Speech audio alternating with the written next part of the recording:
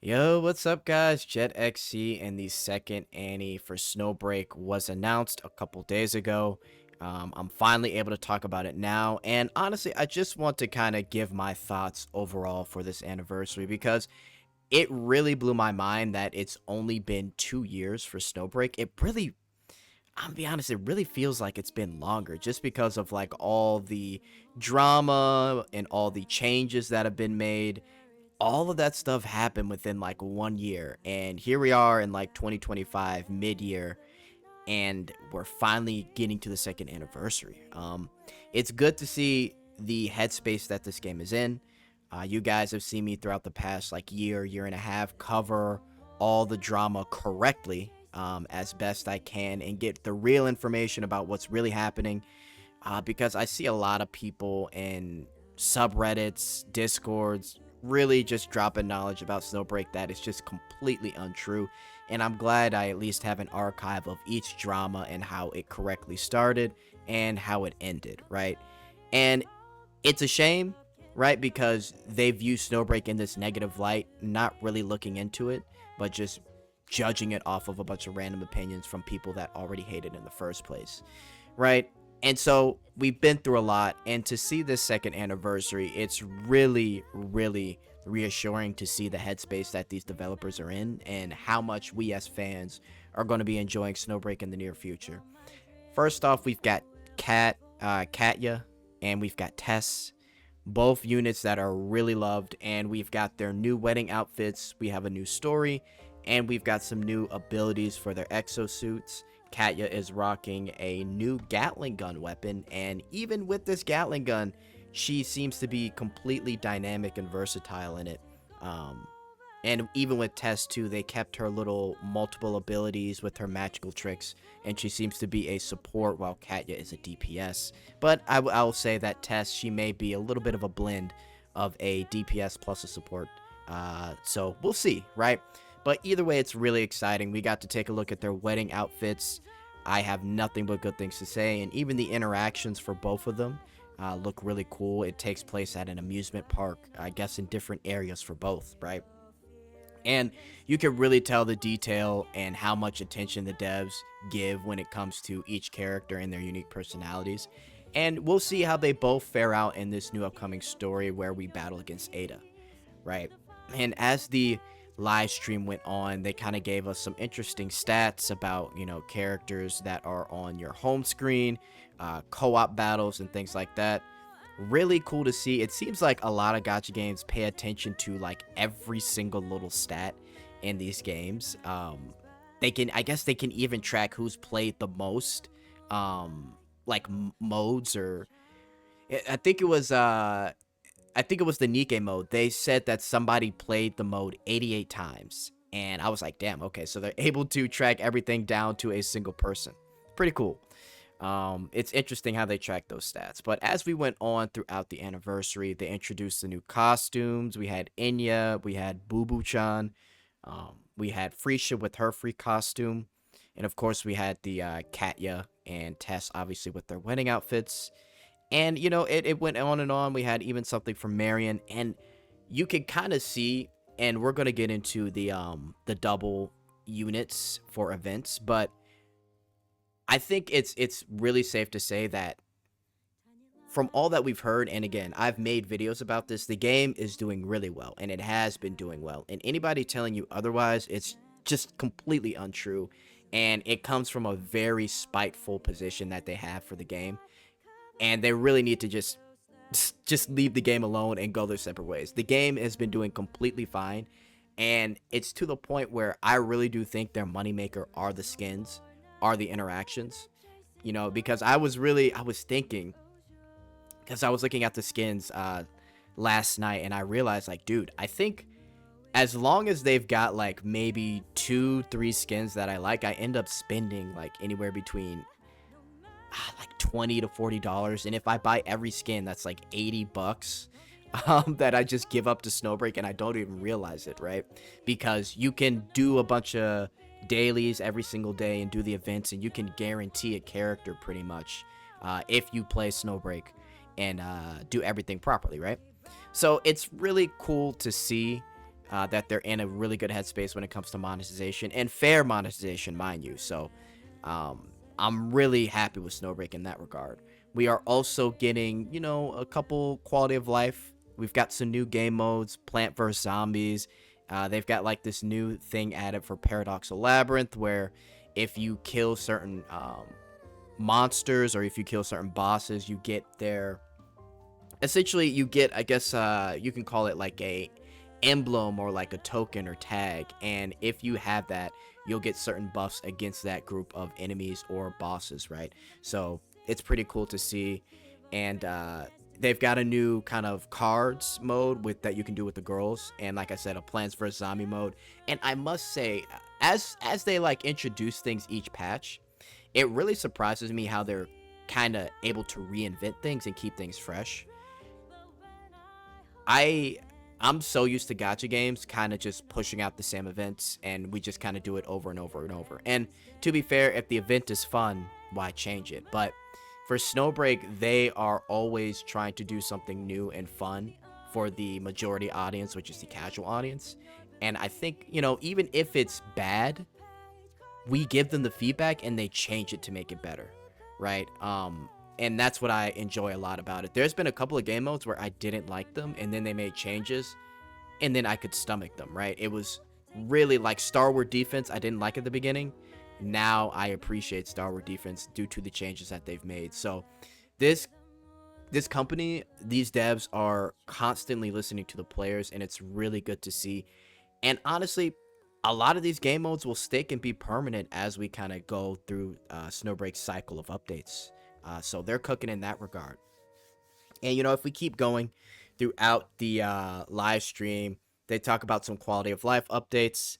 You guys can kind of check it out. They're all very much needed. My favorite was how you can essentially just go from level 1 to 80 when it comes to leveling up neuronics, when it comes to leveling up your weapon, when it comes to leveling up your operative. Pretty simple, pretty easy. And they've got a whole bunch of little smaller things in terms of quality of life as well. They've updated some of the girls' body models in the dorm too, so that's good to see. They're constantly doing stuff to help keep the game fresh and updated, right? Now, so the crazy thing that I think a lot of people are excited for, and I know I was excited for, is the prologue. So we're getting a prologue. We're going to see how they're going to tackle the very beginning of Snowbreak and how they're going to rewrite things. This is something that a lot of people have been waiting on, and I'm particularly curious to see how it's going to go. Seems like it's going to be in Shoujo. Yeah, I'm excited. I'm very excited to see. The story for me right now is enjoyable because of how the girls are and their personalities. And I really want to see how they tie loose ends with this prologue and how it'll really evolve the story into something completely elevating and honestly peak.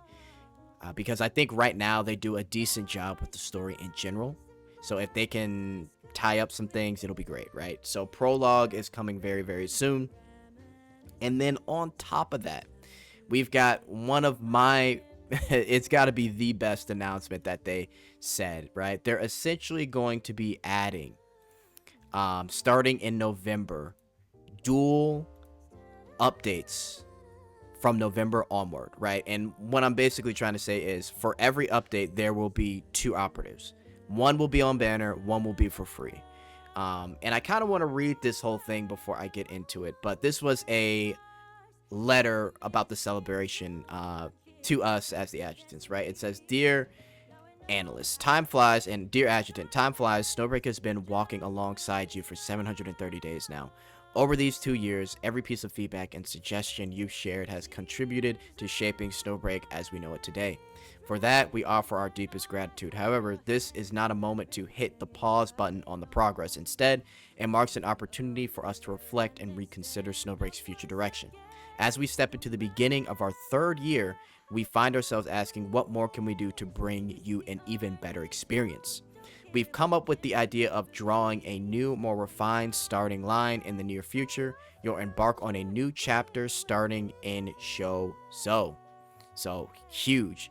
To ensure the best possible experience, we won't reveal too much just yet, but we promise that once everything is ready, we'll welcome you with open arms. What's more, our dual character update plan is officially in motion.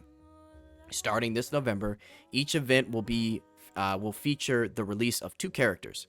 This means you'll not only be able to experience more diverse characters, but also weave new stories and bonds with those you've already met. So this is a huge thing because a lot of people always wonder, hey, when is this girl going to get her new exosuit? When is this girl going to get any update or any action in the story or as a playable operative?